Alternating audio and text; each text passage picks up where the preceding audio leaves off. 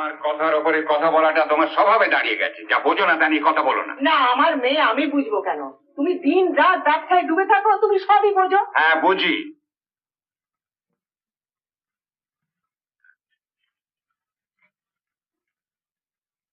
কি তোমার কিছু বলবার আছে? থাকে না।